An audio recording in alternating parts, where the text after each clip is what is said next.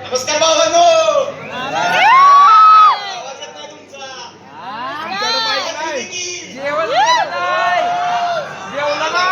पुरीचा आवाज जास्त तुला पुरीच दिसतंय. ऐका ऐका ऐका. अरे लेवल नका.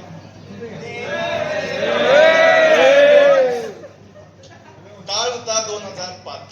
2005. अतिशय बिकट परिस्थिती. पूर आलता. महापूर आलता. महापूर. अहो आमच्या घरात खायला बी काही नव्हतं. घर आमचं नदीकडे गाव छतापर्यंत पाणी आलं. आम्हाला झोपाय गाडी नाही, खायला अन्न नाही. कुठं राहायचं? केलं आम्हाला स्थलांतर केलं. एक परिस्थिती अशी होती, खायला शेंगदाणे नव्हते. आम्ही काजू पिस्ता खाऊन दिवस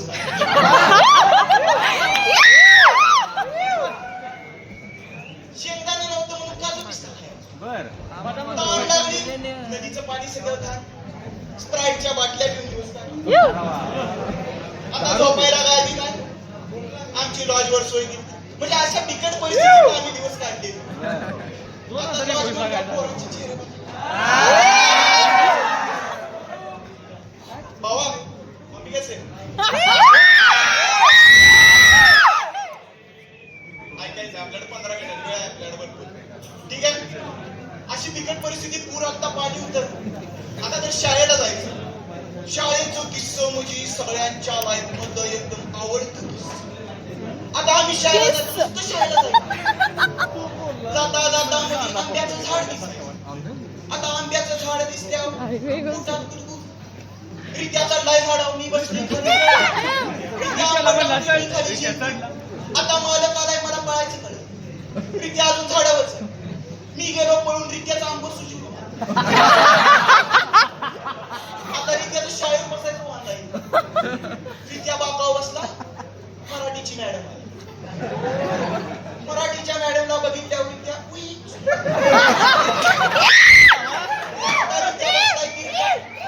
मॅडम रित्याला म्हणत्या रितेश पप्पानी चांगलाच कार्यक्रम केला. रित्या म्हणते मॅडम हा पप्पांचा नाही हा मालकाचा कार्यक्रम. आता कुठला मालक तर आंबा झाडाचा मालक. शी कुठला आंब्याचा झाड ती आपल्या शाळेच्या पलीकडे आहे ती आंब्याचं झाड. मूर्खा तू तिथं कशाला घेतलास? मॅडम आंबा काढायला घेतो पण आंबा सुचू ना. लागले हसायला. मॅडमने सुरुवात केली. फळ्यावर पहिला अक्षर लिहिले मराठी. पुढे मॅडम लिहायला गेली व्याकरण. तोवर रित्याच्या पोटात कळ आली व्याकरण लिहिली. तोवर रित्याला उभं आता सगळं खाली काही मुली असतात. ऐका बाबा पोरांचं कसं वेगळं असतं पण मुलींचं लय हायजीन. लय म्हणजे एखाद्या मुलगीला शिंक जरी आली तरी मुलगी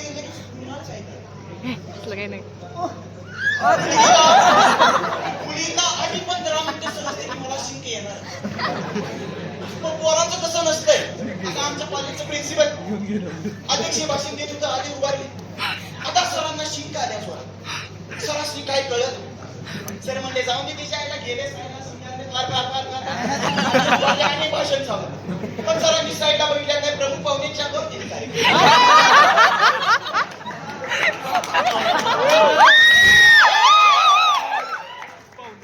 आता प्रमुख पाहुणा भाषणार अजून केस. आता नव्या त्यांना माहित नसेल पण एक खाकर मी खाकर शब्द जितका तेवढा अर्थ नाही. भूकंपाचे धक्के होतात तसे गुरुत्वाकर्षणच्या कंपना छातीत जे हादरे बसतात त्याद्वारे तोंडातून येणारा मलमा त्याला आपण खाकर दे म्हणतो. अशा प्रकारे अध्यक्ष भाषण झालं. सगळं झालं.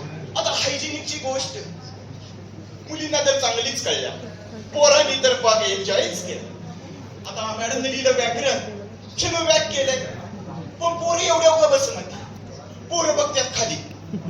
मॅडम हे व्याक करून वरण भात बाहेर काढ. पोरांनी टेस्ट केल्या. म्हणजे अशी गावाकडली पोरं असतील. आता रित्याला कळायचं बंद झालं. रित्याचा दोस्त मी कोण जवळ येईल माझ्याकडे माणूस काय म्हणून रित्याला म्हटलं बाबा चल आपलं तोंड धुवून येऊया गेलो बाहेर रित्याचं तोंड धुतलं आता हायजीन करत होती त्याच पुरगीचा रुमाल घेऊन त्याचं वट पुसली पुरगी बी खुश रित्या बी खुश तिचा रुमाल माझ्या तोंडात लागला आलो शाळेत बसलो मॅडमनी व्याकरण शिकवलं घरी गेल्यावर आता आलता पूर कमरे एवढ्या पाण्यात नाही तुम्हाला एक गोष्ट माहिती आहे का आपली पूर्वज आपल्याला सांगते आम्ही 20 मैल चालत गेलो आमची शाळा 50 कोसावर होती आमचं हे इथं होतं आम्हाला 10वी पर्यंत चड्डीच होती पॅन्ट मिळालीच नाही चप्पलच घातलं अरे 20 मैल 15 मिनिटात विमान पण जाईल मग हे कुठला ऍस्ट्रॉइडचा वेग धरलेला पाहिजे काय आपल्याला सांगते ती तुम्ही ह्यांनी काय असं जगा वेगळंच केलंय चालू घरी गेलो पुराचं पाणी आलं तुम्हाला टाक्या माहित असतील गावाकडच्या टाक्या आता टाकीत पोरं पोहतील नदीचं पाणी सांगतंय पोरं पोहतील अशी पोहते ती की जणू आयुष्यात कवा हिरीत पोहलीच नाही पुराचं पाणी ओसरल्यावर कळलं तो संडासचा डोम होता डोम माहिती आहे नव्हता तुम्हाला गावाकडची पोरं त्या डोम मध्ये ही पोहते ती असलं ही गावाकडच्या पोरांचं किस्सा दुसऱ्या दिवशी शाळेत गेला व्याकरणाचाच विषय मॅडमला मी दुसरं काही येत नव्हतं मॅडमनं मराठी लिहिलं रित्याकडे बघितलं व्याकरण लिहायचं रित्या शांत होता मॅडम म्हणली रिस्कच नको मॅडमनं सरळ काय लिहिलं मराठी ग्रामर मॅडम तेवढाच एक शब्द इंग्लिशच्या सरांकडे शिकून आला मॅडमने शिकवलं सगळं सांगत आता आम्हाला कळलंय की आमची जाणार आहे ट्रिप मॅडमने अनाउन्समेंट केल्या पण एक विषय ज्याच्या असाइनमेंट कंप्लीट आहे त्यालाच नेणार आहे ट्रिपला आम्ही म्हणलं आपण जायचं काय निघून द्या आपण जायचं आता असाइनमेंट कवा लिहायची मग आम्हाला एक टॅक्ट गावली कसं असतंय माहितीये का एखादी आवडती मॅडम जेव्हा वर्गात येते तेव्हा पुरी लगेच मॅडम तुमची साडी खूप मस्त आहे मॅडम तुम्ही असं तुमचा झुमका काय मुली लाडात देतात बरोबर आहे मॅडम लगेच असाइनमेंटला मार्क फुल देतात मॅडमला बी वाटतं मी किती चांगली दिसते मुळात ती पुरगी पण मॅडम पण चांगली दिसत नसते पण आमच्या पोरांचं तसं नसतं पण रित्यानं मी ठरवूया काय बी म्हणून आपण मॅडमला लाडीगुडी लावायची काय जरी झालं तरी लाडीगुडी लावायची मॅडम वर्गाच्या लागला आम्ही घुमऱ्यापाशीच आमच्या ठरल्यानं रित्याला एक वाक्य घेतलं रित्या म्हणलं मीच म्हणणार मॅडमला माझ्यावरच मॅडम इम्प्रेस झाली पाहिजे आली मॅडम दारात रित्या म्हणला madam you're looking gorgeous so beautiful असं म्हणायचं होतं रित्या काय म्हणला madam you're looking gorgeous you're looking jaundice and you're looking so beautiful आता मॅडमला बी कळलं इंग्लिश मधल्या 2 शब्द ही कुठल्या नवीन काढले मॅडमला बी इंग्लिश येत नव्हतं मॅडम म्हणली थँक्यू आता मॅडम वर्गात आल्या आमच्या असाइनमेंटच्या वया चेक करायला लागल्या पण आम्ही मॅडमचा पदरच सोडला का तर दोघांनी एक वही घेऊन आणतो आम्ही होईत नाही निम्म लिहिलं आलो वर्गात मॅडम म्हणत्या पदर सोड रित्या म्हणतोय वही चेक कर मॅडम म्हणत्या पदर सोड रित्या म्हणतोय वही चेक कर मॅडम असं बघितलं रित्या बाकावून बसलं आता कसं करायचं आता दोघांनी एकच वही लाडीगुडी बी लावायची असं ठरलं रित्या पहिला जाणार रित्या वही चेक करणार आणि त्याच गड्ड्यातली वही उचलून आणून मला देणार आणि मी ती वही चेक करणार प्लॅन ठरला रित्या गेला मॅडम पशी रित्याचा हात आधीच कापला रित्यानं त्याची वही चेक केली आणि खपकन हात काढून लगेच दुसरी वही काढली मी खुईच्यावर म्हटलं आता आपलं जमले आता काय लिहायला लागत नाही मॅडम आला रित्याचं वय मी वही बघितली की नाही काय नाही गेलो मॅडम हे घ्या मॅडम म्हणले काय असाइनमेंट मॅडम मॅडमनं पान वाढलं नाव वाचलं प्रतीक पाटील जन्मगाव असं ह्या तारखेला जन्मलास तुझ्या पण डिक्शनरी आहे मला झालं कळायचं पण मॅडम म्हणली अरे भाड्या तेवढी त्या माझी रजिस्टरची वही घेऊन आता या रजिस्टरच्या वहीमध्ये काय चेक करायचं मॅडम पुन्हा रागावल्या मॅडम जाऊन बसल्या क्लासरूम मध्ये आता आम्हाला सगळीला तर जायचं गेलो मॅडम सॉरी आमचं चुकलं असं झालं मॅडम आणि काय झालं madam my dad is expired आम्हाला तर इंग्लिश येत नाही. मी रित्याला विचारलं एक्सपायर्ड म्हणजे काय? रित्या म्हणला एक्सरसाइज मधला कोर्स केलाय. आता मॅडमला खुश करायचं म्हणलं आमच्या डोक्यात दुसरा प्लॅन आलाय. मॅडम काय बोलायच्या आधी आम्ही आलोय बाहेर.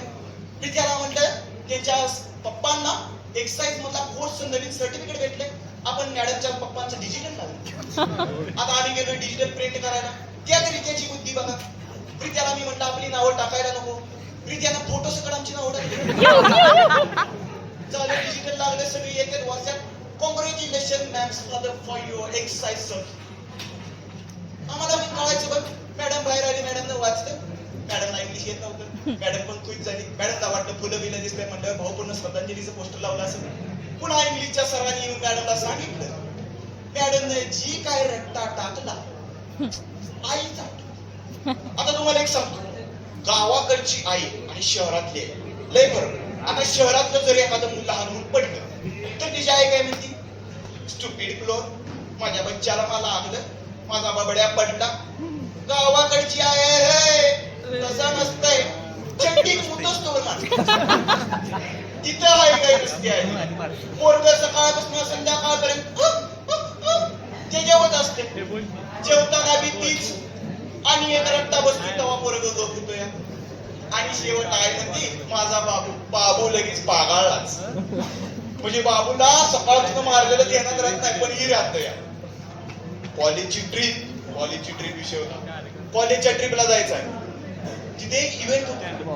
कला प्रदर्शन काहीतरी होतं. कला प्रदर्शनाचा स्टेज ह्या बाजूला आणि ह्या बाजूला एक विशिष्ट उपकरण होतं ज्याचं नाव तुम्ही ऐकलं असेल. फिरते शौचालय. फिरते माहित आहे ना तुम्हाला? सगळ्यांना माहित आहे सगळ्यांना. आता फिरते शौचालय मध्ये आम्ही कधी गेलो नव्हतो. तिकडे कार्यक्रम चालू झालाय. तिकडली गाणी बंद झाली की इकडं आवाज येतोय. आता आम्हाला बी काही कळना नेमकं काय चाललंय. म्हणून मंडळी त्याला जोराची लागलेली. आम्ही गेलो फिरत्या शौचालयात. त्या म्हणला अरे मी आत गेली पण मला बाहेरच यायला येईल. दार उघडलं की बारडी थडकून मागली.